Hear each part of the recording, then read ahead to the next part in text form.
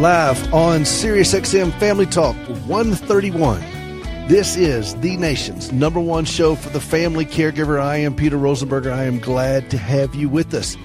This show is designed, built exclusively for those of you who are putting yourself between a vulnerable loved one and even worse, disaster. That could be somebody who is aging, somebody who is dealing with special needs, trauma, somebody who's dealing with a mental illness, somebody who is an alcoholic or an addict. Those are chronic impairments. Whatever the impairment, if there's a chronic impairment, there's a caregiver. How are you doing? This is a show for you, and we are glad that you're with us. 877-655-6755, 877-655-6755 if you want to be a part of the show.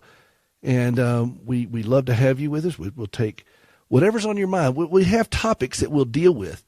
But if you've got something that is just pressing on you that you're struggling with or whatever, you know what? We'll bring everything to a screeching halt and deal with whatever's on your mind. Speaking of screeching halt, he is the Baron of the Board, the Sultan of Sound, the Earl of Engineering, the man who put the word care into, care to leave a tip, sir?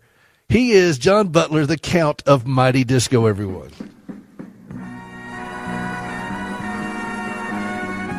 I do care to leave a tip. I mean, we're going to have the caregiver tip of the day later on.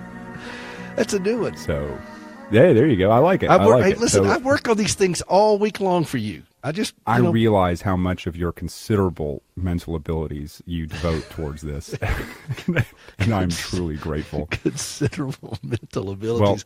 Well, let's say no one ever. Yeah, let's say they're remarkable in that I can remark on them all you want. You know. My goodness. Well, John, are you feeling well? I am feeling fantastic. I was a little bit ill in the days leading up to this, but the powers of green tea and honey have brought me back from the dead. Well, that's good because we have things to do here, John. And it's hard to do that with a dead co-host. We get at Bernie's, we get at John's. I don't know. No, it doesn't work like that. We finally had a cold front come through Nashville. I hear it's quite chilly up there, but we've been in the 90s for the past 2 weeks solid. Well, I hear it's July 71st. It is July 71st, being a quadruple leap year. We're going to be 9 degrees here Wednesday night. Because you are, of course, I'm in Montana. Yeah, Ed is in Dallas. Ed, yes, stick your snot in here. Yes, sir. We just like to make sure you're with us and people know that you're there, Ed. It's 97 degrees in Dallas. I'm so sorry. You poor fool. Well, when you guys are nice and comfortable on Wednesday night, we'll be cuddled at 9 degrees and snow. Oy. So anyway, well, listen, this is the show for the family. Window into how we do things here. I was just saying, that's your window on what we're doing here. we want we want you all to enjoy the show. This is your time, and John and I will banter back about a lot of different things, but ultimately everything we do here is for the family caregiver, just to give you a respite, just to give you a place where you can hang your hat and catch your breath a little bit, take a knee if you have to. And it's I speak fluent caregiver here, and there's 65 million people out there putting themselves between a vulnerable loved one and even worse disaster every day in this country. We're interested in helping you stay strong and healthy. That's what this is all about, and helping you find your way through this. You don't have to wait for it to end for you to be healthy, happier, even calmer through this. You don't have to get this off of you for you to live a better quality of life. You can live a better quality of life while you're doing this. And we're going to spend some time talking about that today. One of the things we always have is our caregiver tip of the day. Our caregiver tip of the day it's a little bit different today, John, but it is find something you love and do it while being a caregiver. Now, some of you say, well, I love being a caregiver. Well, yeah, I get that. Okay. That novelty is going to wear off after a couple of decades. And even in those couple of decades, you're still doing it because you have some sort of love for it. But that's not what we're talking about. This is extracurriculars. Right. Find something you love that you love to do. And in my case, I love music. And John, you like music, but you like calligraphy too. I do. Thank you. Yeah. And you have John. I'm not talking about just he likes to just kind of sign his name, and like practicing autographs. I mean, he has all kinds of nibs, and you collect antique ones too, don't you? I do. Well, we talk about the flea market a lot here. The flea market is a strange. We're going to venture into nerddom now any moment. Yeah. He's got a set of Klingon nibs. Yeah, exactly. They're fantastic. If you're writing an opera, there's really no substitute. Klingon nibs. There's something really wrong with you. No, but there's a lot of there's things. You gave me something wonderful once, and that was my favorite psalm. It was a play skillfully. Play skillfully. 33. Yeah. Psalm 33:3. Which, by the way, our guest today. That's something that wouldn't register. But, music, of course, music, you and I both love music. I got to play yesterday. I was asked to play for a funeral out here for a longtime cowboy. He's 89 years old, and he had been in this valley here for a lifetime. And a local rancher, and the family asked me to play. And I accompanied a young lady who sang for it. And it was, and she was wonderful. She's just a really wonderful young singer. And her parents had asked me if I would play, and we did. It was a kind of a Western song that the family wanted to hear, and we kind of slowed it down and did it real nice. And at the very end of it, because at the front of the church, and I'm broadcasting from the church now temporarily while where I serve as a music minister here in Southwest Montana, and they had at the church they had a saddle. And his hat and his boots and his belt buckle, his lariat, the whole thing was on display. And it was just really meaningful. It was a part of Americana that we're losing. But at the very end of the song, and I hit the tonic of the song, the main chord of the song, for those who don't know music that well, and I hit it, and I just kind of rolled up to the top of the keyboard, and then I went, da, da, da, da, da. Happy trails to you. And I was, but that's something that just energizes me is to participate in music. And I want as many caregivers as possible to really push yourself to find something you love doing, that you truly love doing, and do it. You don't have to go out and do it on a big stage or anything like that. It could be gardening. It could be writing a poem, something that just gets those creative beauty juices going. Yeah, just the thing that you enjoy. I generally liken this to creating something more than other things. Like gardening is a productive act, or calligraphy is a productive act. You're making a thing out of it, or music and things like that. But it can be other things too. It can be you like working at the soup kitchen, or whatever, but find a thing that you love that's outside of your normal thing. That's away from caregiving. And if you can't leave where you are, leave it, somewhat emotionally, if you will. Work in the garage and do some woodworking or something. Yeah, woodworking is the best. You're going to smell great. What is that? What is that cologne? It's maple. Sawdust, yes. Sawdust by Fabergé. But anyway, listen. Brazilian rosewood. Brazilian rosewood. Well, I've got two very special guests on the show. Right on. And these are longtime friends of mine. I was going to say favorites of mine as well. Well, and this is a very special month. This is National Down Syndrome Awareness Month. And my friend Greg Tornquist and his son Aaron Tornquist are on the phone right now with us, and we're going to talk about this. And Aaron, are you there? Yes, well, I'm glad to hear from you. Greg, are you there? I am. Greg and Aaron are joining us, and Aaron is Aaron, you're 40 years old now, aren't you? No, I'm not. I'm 41 now. 41. My mistake, Aaron. I'm sorry. 41 years old, and you have Down syndrome. And you live a very, very exciting life, and you are. Tell us a little bit. One of the things that you love to do will surprise a lot of people. What is something you really love doing, Aaron? All my life, I would stick with the things I've been doing. My Elvis stuff, I'm still doing. Now, when you say your Elvis stuff, you're not an Elvis imitator. You are an Elvis Tribute Artist. Tribute Artist. And you have multiple Elvis costumes and outfits, right? Yes, I do. Now, how did you get into being an Elvis Tribute Artist? Well, when I first started back in 1992, I was 15 years old, and my mom, working for the place called Yellow Rose Music, they brought home a suit for me to wear to take my picture with. Now, which suit was it? And it was the black, some kind of black shirt with a lightning bolt, and gold big buckle, and I was playing on a microphone. Well, you've been in that whole Elvis Tribute Artist mode ever since. Yes. And you have multiple suits, correct? Yes, I do. What's your favorite?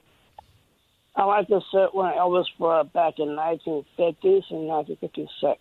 So you're old. You're the older Elvis. I mean, the young Elvis, way back in when he was young, thin, and rock and roll.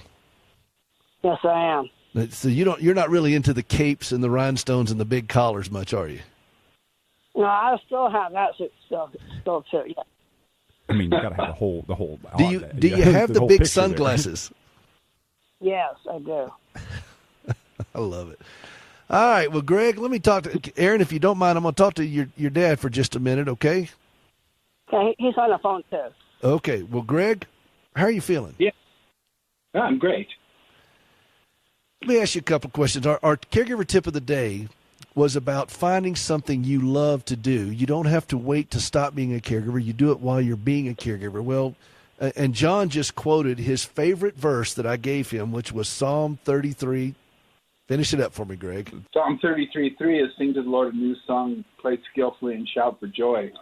Well, and see, that's John. John loves that verse, but you actually have, I think, a publishing company about that. That's a big, important verse to you, and you kind of pressed that on to me many, many years ago to really do this well and play skillfully. But you are you were a longtime musician. I mean, you were like a rock and roller in the '60s and all that kind of stuff. And you've maintained all of that through your journeys. Now you're as a single father with a son with Down syndrome, and it's but you have not stopped creating. Tell us about your new project that you've got and the awards and so forth. Well, you're right. I think the important one of the thing that jumps out of Psalm 33:3 to me is sing a new song. Not that we're not supposed to love the golden oldies, but new songs mean fresh love and keeping it daily, a daily relationship with the Lord. But the new project I'm working on is actually something I've been working on for over a decade. It's called Mississippi, the musical. It's a full 2-hour dance and song musical, and we participated with the New York Musical Festival this summer. In July, we won the New York Musical Festival, the Best of Fests. And now we're looking at other opportunities that will hopefully lead us eventually to Broadway. And I support the idea of caregivers following their own unique passions, because you can't just let your life be subsumed by the person you're giving care to. You also have to maintain your own sanity and your own passions and your own love. And for me, that love is writing, and that's now expressed in the musical Mississippi, the musical. Well, and this thing won Best of the Fest in New York. That's right. I mean, that's amazing. And you've been writing for a long time, and you've written a lot of songs, and you and I've written together. And it's you didn't set out to write Best of the Fest in New York. You just set out to keep writing and keep writing and keep writing, and I think here it is. You've been serving as a caregiver for a long time. I mean, Aaron is your son. And you guys have a fabulous relationship and all that. But you've kept that uniqueness of who you are musically throughout this entire journey. And if I lost myself in this process of being a caregiver, then I wouldn't really have much to offer Aaron. It's sort of like when you're flying on a plane, they say put on your mask for oxygen before you put on your children's masks, it seems counterproductive, but it's the only way it really works. And for me, that passion has always been writing various kinds of music and stories, and I'm working on a play as well. So, yeah, writing is I'm a writer. Writers write. People are always asking, how do I get started writing? I said, write something. Just write. If you're a writer, you will write. And I've been writing for decades now and have had success in a lot of different genres. So I'm very fortunate, feel very fortunate to have found something that I can do for my entire life. Well, I remember years ago, something you did really stuck with me, and it's going to sound kind of odd, but to me it made a big impact. And it was after church, and you had been leading music, and you were restringing your guitar. And you looked at me and you said, this is something I treat myself to be able to do new strings on my guitar and to spend that kind of time with my instrument after church and so forth. It's just kind of your thing. I don't know. Do you even remember saying that? No. But I guess my point was, I'm serving in that capacity. Then then for me, my reward will be the music itself, which for me was at the time was the guitar. Yeah, and treating my guitar well. Well, that always stuck with me. And this is something you did. I do this for me. It helps me become a better musician. It helps me better organize my thoughts. And as a caregiver, we it's important for us to take those moments. We don't need to simply put our life on hold. And I see this with too many people. They'll say, well, we'll just wait till such and such, either mom gets better or goes on to be with Jesus or whatever, and then we'll get on with their lives. And, particularly I think with special needs children, you have to carve out a life, period, no matter what's going on. And you've kind of helped model that for me over the many, many years. You also said something about just how your life has changed in your understanding of life and music and everything else in your relationship with Aaron. Talk about that a little bit more. Well, with Aaron, where to start? When Aaron was born 41 years ago, it was common for hospitals to suggest to the parents not to even take the children home because the life expectancy for Aaron when he was born was 25. Now the life expectancy for Down syndrome in the United States is 60. That remarkable change is because parents didn't go with the doctor's advice of just turning their babies, their infants, over to the state where they would slowly expire. But with Aaron now, it's a marathon. He keeps surprising us with how well he's doing, not only with Elvis Tribute Artist, but when he's a bowler. He won Special Olympics bowling here in Tennessee last year. His high game was 233. For those of you who know bowling, that's hard to do. That's about like my golf game. I'm happy if I crack 100, man. That's great. And he works. He works as a busboy in a nearby pizza place called Bricks, and works during the lunch hour there Monday through Friday. He's excelling at that. He's had the same relationship with his girlfriend for 25 years. She's also a woman with Down syndrome, and they have been technically engaged for about 10 years. But yes, he does have a full life. A lot of people listening may be caring for folks where the person they're caring for does not have a full life, and my heart goes out to them. Even still, it's important for the caregiver himself or herself to take care of themselves, because if you just put everything into the one and deny yourself, then they're going to require something down the road that you won't be able to give them because you're exhausted because you didn't take care of yourself. So I just encourage everyone who's giving care to also take time for themselves. It's not being selfish. It's being smart. Aaron, let me ask you a question. Okay. when your dad won this award at the New York Best of Fest, this film festival, this festival, he was musical. Yeah. You know, how did that make you feel? It makes me feel I've been amazed. And I'm so happy for him. I've been praying for it. He was in New York for a while, and I was here. I was in my prayer room praying, hope he win this thing. But I hope he did win it. And I was saying that Mississippi, back the time I was at the Jewish Center, that's where I went to. He had more strength there too. Well, and this is, he's been working on this for some time, and do you feel like he's got more musicals in him to write? Yeah, he's a good writer.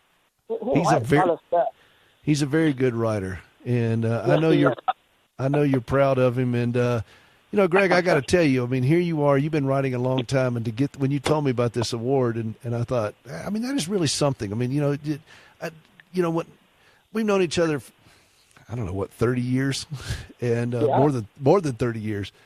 You were there when I walked out with our son Parker, who's 31 now. I walked out Caregiver, you were right there as I came out the door. I was holding Parker to show, and you were standing right there, and you looked at me and you said, "What you got there, Peter?" But we've known each other a long time, and you're writing, and you've had in the back of your mind certain things you were writing and so forth. But to do this, and I think it just says it models so much for fellow caregivers that, you know what, you just keep doing it. Like you said, writers write. You keep doing it. You keep writing. You expand yourself. You push yourself musically. And I'm not going to tell people how old you are, but you've been doing this for a while. And here you are. You're still achieving. You're still breaking new ground for yourself. I'm not ashamed to admit that I'm 71 years old. I never expected that I've been retired for 12 or 13 years, but not from writing. And I didn't expect this to happen, but it did. And now there's actors in New York, and a producer, and a director, and a musical director, and stage managers, and all kinds of people in my life. And it's a blessing for me. I mean, I enjoyed participating in the New York Musical Festival, and it was great that we won. Well, that is just awesome. That is not the reason that I was writing it, and without regardless if we won or not, I would still be working on it. It's like you said. Is not to win a New York Musical Festival. My goal is to have the show on stage, and so people can get the message of the show. And the message of the show basically is, even though it's set in 1959 in racist Mississippi, the theme of the show is, together we can make a difference, and love is supreme. Love has to be the way. Love has to be there. I love that. And if people wanted to find out more about this show, how would they do it? Well, they just Google you can just Google Mississippi the Musical, all one word, and a very elaborate website comes up with all kinds of stuff on it. All right, well, I'll link to it on this podcast. How about that? All right, well, that would be wonderful. Well, listen, we got to go. Aaron? Yeah? Thank you so much for joining us today and sharing your dad with us.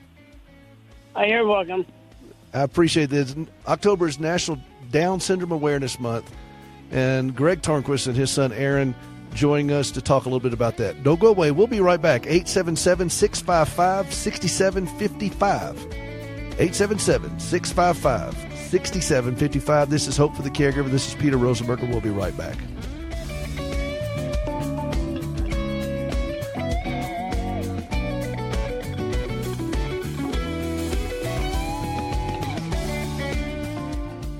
Have you ever struggled to trust God when lousy things happen to you? I'm Gracie Rosenberger, and in 1983, I experienced a horrific car accident leading to 80 surgeries and both legs amputated. I questioned why God allowed something so brutal to happen to me. But over time, my questions changed, and I discovered courage to trust God. That understanding, along with an appreciation for quality prosthetic limbs, led me to establish Standing with Hope. For more than a dozen years, we've been working with the government of Ghana and West Africa, equipping and training local workers to build and maintain quality prosthetic limbs for their own people. On a regular basis, we purchase and ship equipment and supplies. And with the help of inmates in a Tennessee prison, we also recycle parts from donated limbs. All of this is to point others to Christ, the source of my hope and strength. Please visit standingwithhope.com to learn more and participate in lifting others up. That's standingwithhope.com. I'm Gracie, and I am Standing with Hope.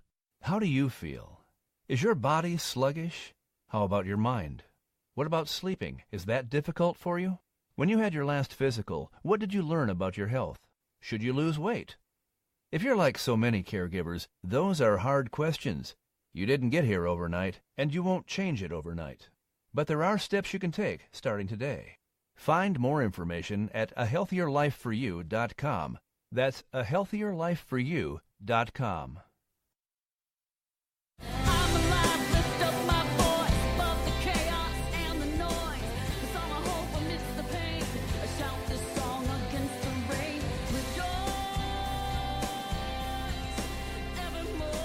Welcome back to the show for Caregivers, about caregivers, hosted by a caregiver. I am Peter Rosenberger. This is the nation's #1 show for the family caregiver, and we are so glad to have you with us. If you want to be a part of the show, 877-655-6755, 877-655-6755. We'll try to get to some calls a little bit later here. John, I love that with Greg calling in, and just that he's, had this musical that he's done that won, best over there in New York. I mean, it's not like it was best in Sheboygan. I mean, it was best in New York. And, it's not that there's wrong with the Sheboygan. I don't want to get any. Yeah. We don't want any angry letters. I got to answer every one of those. You know that, right? Yes, that's your official job. But official I love that. apologizer. I think that's what we want caregivers to understand, is that you can indeed have a meaningful life and activities that you pursue that have deep personal value to you, even while serving as a caregiver. You do not have to wait to stop serving as a caregiver before that happens. Not only that, these things are necessary. They are necessary. You can have a full and rich life, but not only can you should have a full and rich life outside of being a caregiver.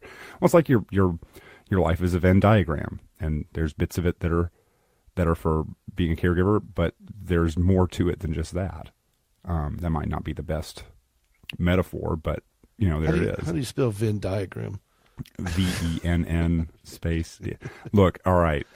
If you're gonna mess with me, and I am. Then please go ahead. Just go ahead. It's fine. It's what I do. No, I think you're right, and we've talked about this for many years. It's not something that is. It really is a luxury. We think of it as such, and so therefore we put it off. But I say to you that you'll be better as a caregiver when your heart's in a better place. It's like Greg said. He has more to offer Aaron now because he is in a better place himself, professionally, musically, spiritually, physically, financially. All those things work together for us. Yeah, it's not this zero-sum game where you're taking away from one so you can give it to another, and nothing is gained from that. It's you can't just do all of one or all of the other, and you have to find the proper balance of things that makes everything work as greater than the sum of its parts. I agree. It's a roundabout way of saying it. I agree. Well, and this is what we want fellow caregivers to understand, and this is why we do the show. And you find those things that really speak to your heart and do them. And if you don't, what you'll find is that the resentment will kick in. And I learned a long time ago as a pianist that it's very hard to play a piano with clenched fists. I struggled with the concept of this thing, of somehow that I've got to have everything orderly in my life before I start doing things of beauty or value or whatever to me. And sometimes I felt like I had to control those things. And that was even worse for me as a caregiver.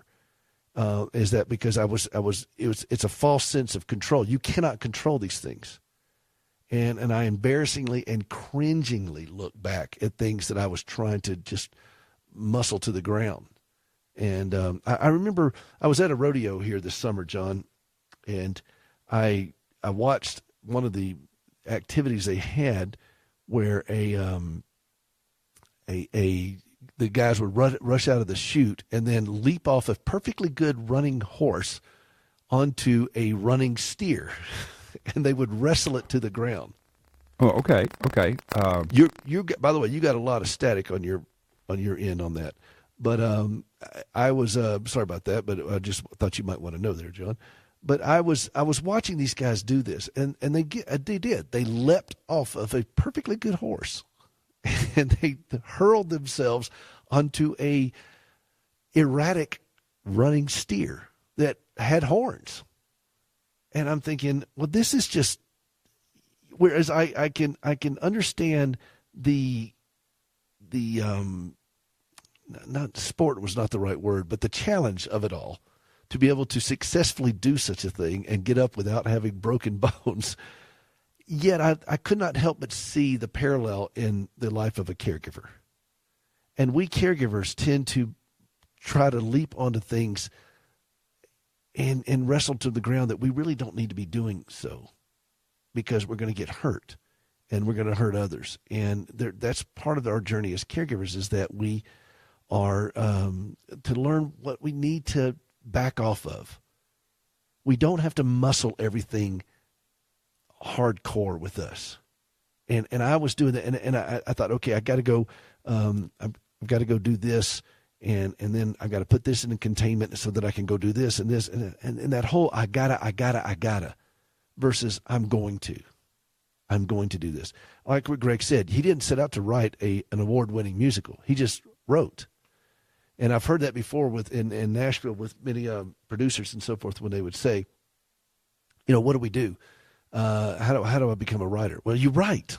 You write. And so it's those are things that as caregivers, find that thing that you do that really stirs in your heart and does what you're hoping will give you some oxygen into your soul. And you desperately need it. You desperately need it.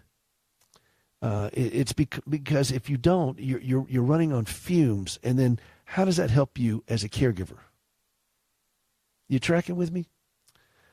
877-655-6755. Hey, I do need to ask a favor. 877, I got to say this slower. John told me to say slower. Slower. No, 877-655-6755. But I do need to ask you a favor before we get to the phones. I need some knees. All right, now, let me explain. Explain yourself, sir. When Gracie gave up her legs after trying to save them for years after her horrible wreck back in 1983, she had this incredible vision to put prosthetic legs on her fellow amputees. And that's what she does. We do this through an organization called Standing with Hope that she founded. And what happens is we collect used prosthetic limbs from around the country. They go to a Tennessee prison run by our friends at Core Civic. And Core Civic, they have multiple facilities all around the country. And this is one of their many faith-based programs. And inmates volunteer to be able to disassemble these legs in a special shop inside the prison. And what happens is that we can recycle virtually every part of the leg except the socket. That's where it's actually custom molded to that patient. But everything else can be recycled. Pylons, screws, adapters, feet, connectors, and knees. And so if you know someone that has been an amputee for a while, they probably got extra legs that they've grown out of that they don't use anymore. Or maybe you know somebody's in the funeral home business and families come to them all the time and they don't know what to do with it. Please don't let them bury those things. Please don't let them throw them away. We can help somebody else walk. And what we'll do is we'll take those parts and send them over to West Africa, and then we will use them to build a brand new prosthetic leg for patients there who are waiting to walk. And we just need knees. Now, normally towards the end of the year, part of the last quarter, we get a lot of these legs and arms. We'll take arms too, but mostly legs that come in. But we're asking just for an extra push. Okay? Standingwithhope.com. Standingwithhope.com. You can go out and see a little bit more. Would you share it on your social media pages, Twitter, Facebook, whatever, LinkedIn? Share it with people. Say, hey, look, this is something, push this out, because people don't know what to do with these devices after their loved one has passed away, or maybe they've outgrown them or something. Kids go through a lot of them. Gracie's been through a lot of legs in her 28 years as an amputee. And so those are things that we would really appreciate that. If while you're there, and if you want to help be a part of the ministry, please, this is a good time to get involved with this tax-deductible gift. You can sponsor this radio show. You can sponsor a limb. You can sponsor resin. I know that doesn't sound very sexy to sponsor, but resin is a big part of what we do. We have to buy this, and it's expensive, but that's how you make these sockets. So it's a great work that Gracie envisioned after she stepped into the world, if you'll pardon the pun, of being an amputee. And she's an extraordinary individual, and I'd love for you to read her story and hear her music and hear the things that she's done with it as well. All right, I'm going to do something I don't normally do, John. Stand by. I'm going to take a call that I'm very uncertain about, but we're going to go for it. And Ed, you stand close by with that button. Do we know this person? I do know this person, and I saw the notes on there, and I thought, okay, I do know this person. Lisa Dale, all right, what do you got? Go ahead, Lisa. We're all waiting. Hear me? Oh, honey, we can hear you. Oh, okay. I just wanted to make sure, you see. My voice doesn't often carry well, I've noticed. But it's carried very well. I wasn't planning on doing Aunt Ruby because I don't want to embarrass you or anything. And thank you for that. Yeah, I just wanted you to know who it was. Now, a couple of things. We have your We have your picture up on the call screening software. We know who it is. Oh, great. Anyway, I had Peter. First of all, we miss you in Nashville. I just like knowing you guys were nearby. Really. Well, we're sort of still close. Okay. Well, you've got to just let me know when you guys are in town. Please. Now, don't avoid me because I know you. y'all need to let me know. But I had a couple of comments, okay? For Greg, I wanted to say that I am really tickled that he has written this musical, because years ago, he and Carol had written a Christmas musical, or it wasn't really a musical, it was like a program thing that we did at church. And there's a song on there called Was It a Night Like Tonight? I remember and that I remember song. You remember that? I do. Gorgeous. And I remember telling Greg, this sounds like it should be in a musical. And it really does. So the fact that he's doing that, that's kind of a full circle thing. I think it's wonderful. And by the way, I turned this on kind of, you guys were already going. I immediately recognized Greg's voice. And I'm just thrilled for him. Well, and then he's done all of this as a single parent of a special needs child. And right. Aaron is now 41 years old. So this is not a short-term issue. I can't believe he's 41. Well, I know. And it's not a short-term issue. So I think what I hope this will be is inspiring to a lot of caregivers out there. You know what? The journey can be long, and it has not been easy for Greg or Aaron. But at the same time, he's still productive and creative and still doing stuff. He's still punching through. Now, Aaron doesn't suffer the way some people suffer with things. Aaron tries to be a little bit more independent. Like Greg said, he has a very full, rich life. But at the same Right. time, these things weigh heavy on him that, Greg is getting older and Aaron's getting older, and okay, what's going to happen next? That kind of thing. Right. And who's going to right, be around. But right. but at the same time, he lives life in the moment, not out in fear, and he does it. So anyway, but I jumped in there. But go ahead. Keep going. No, Aaron's always had an amazing capacity for love. And I used to watch him some when he was little. And I tell you what, a more caring child there could not be. But yes, it does have its challenges. And speaking personally for me, I was a caregiver for 5 or 6 years, the full-time caregiver for my mother, Naomi, and my stepfather, Gil. And she passed a little over 2 years ago. He passed about a year and a half ago.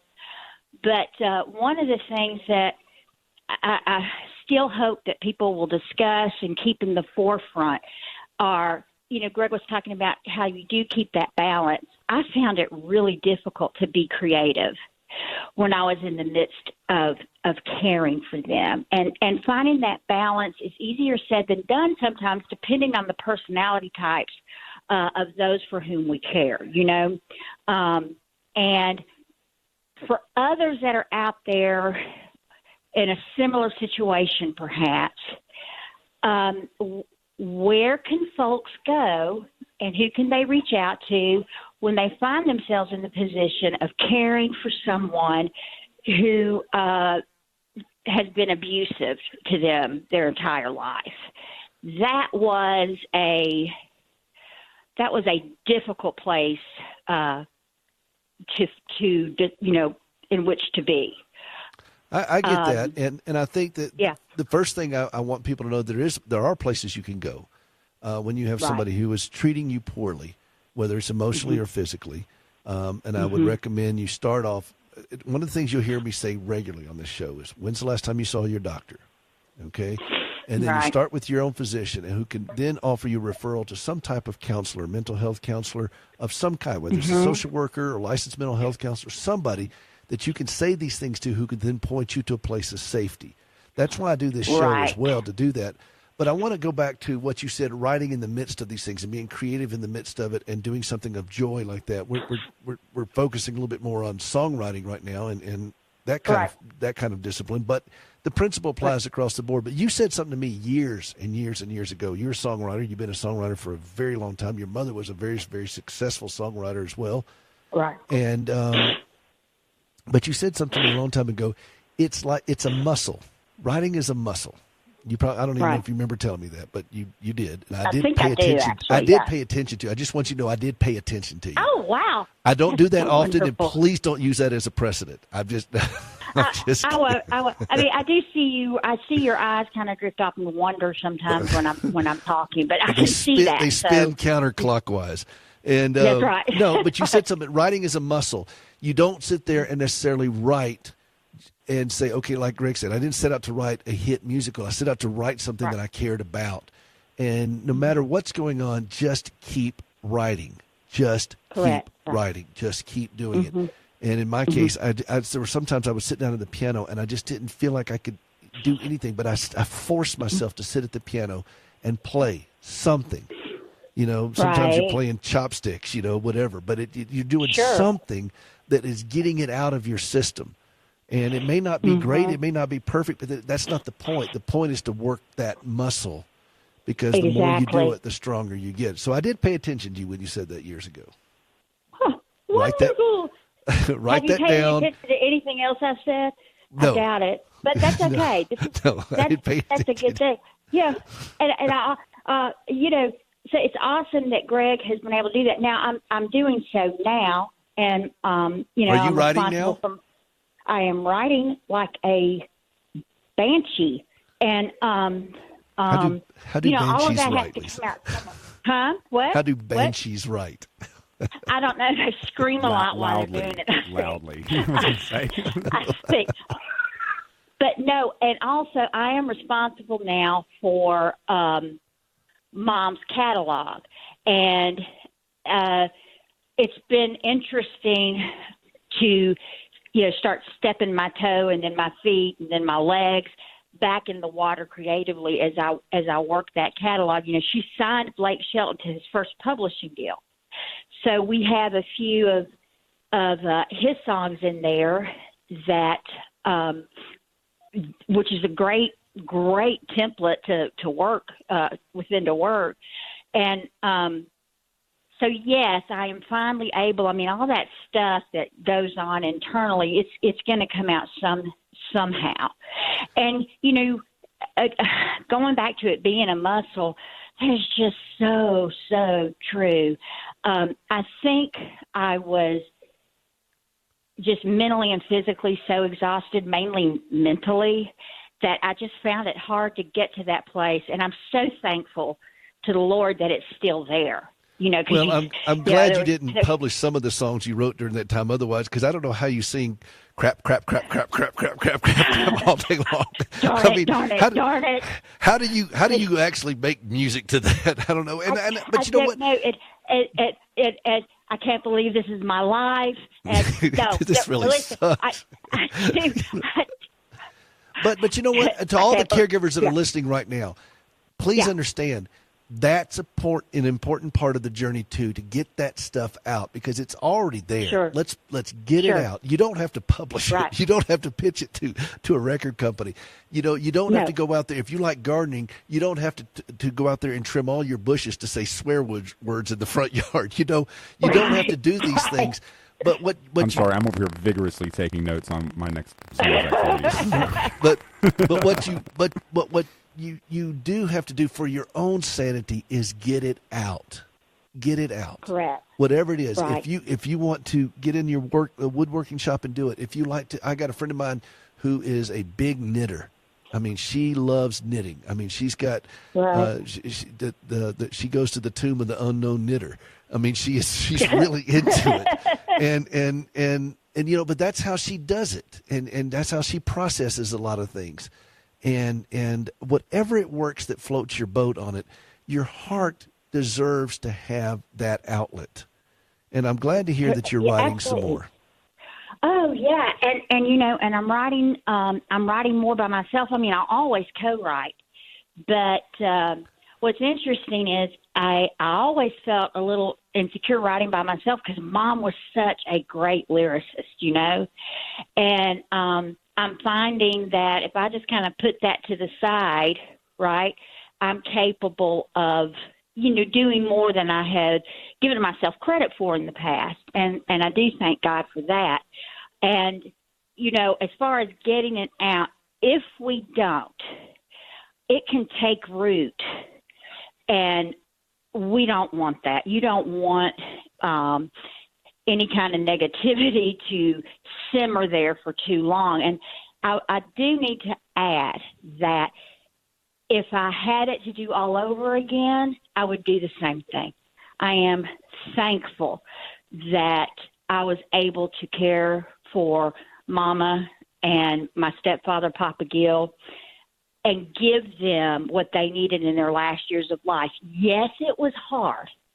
It was harder than I could have ever imagined, but there were blessings in the midst of that. And one can come out on the other side stronger. But yeah, so I am working more, and I'm thankful for that. But yeah, it's just to all of you that are out there that are still in the moment, you're going to get through it. You're going to be okay. But do reach out.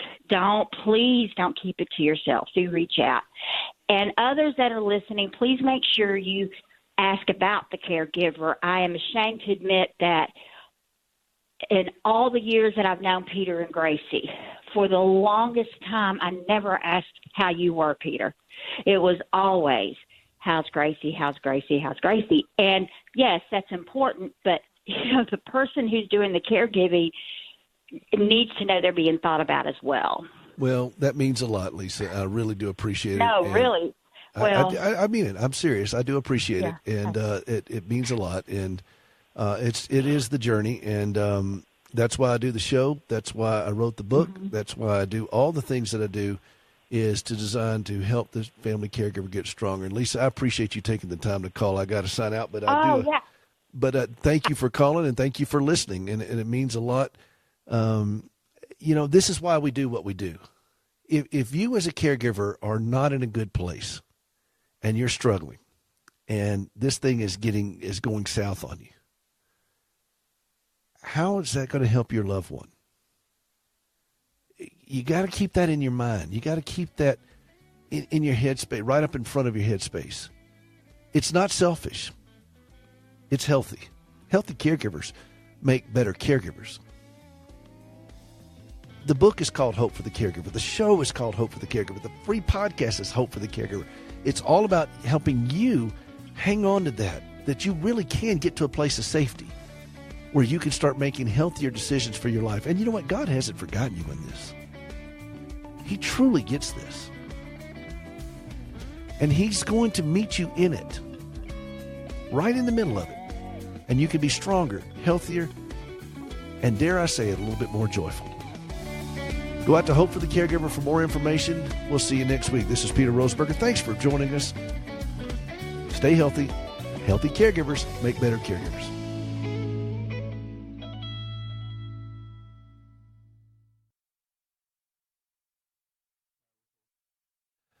My Facebook Live cut out in the middle of it, and then every time you came on, John, it was staticky. Is it now, still right staticky now. Right now. Hang on. What's going on here? Because I'm not hearing anything like that. Every time you speak, and I hear static a little bit in the background, but every time you make a sound, I hear static. Do you hear it, Ed?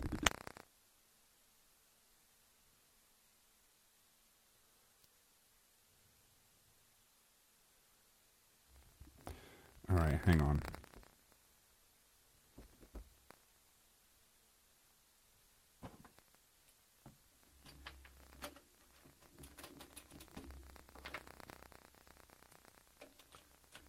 Something's wrong with my computer, though. What about now?